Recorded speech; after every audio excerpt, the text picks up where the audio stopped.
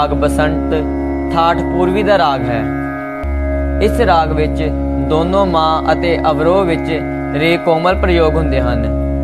राग दे आरोह विच रे अते पा स्वर वर्जित होने कारण राग दी जाति ओड़ संपूर्ण है।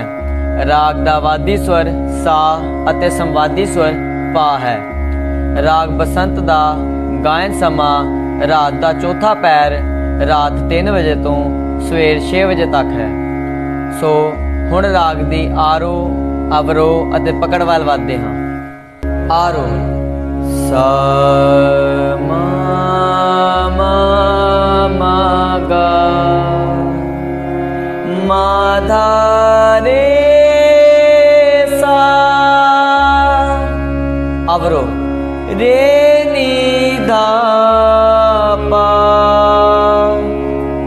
मा गा रे सा।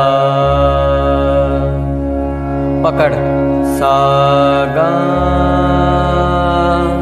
मा धा रे सा रे नी धा पा मा गा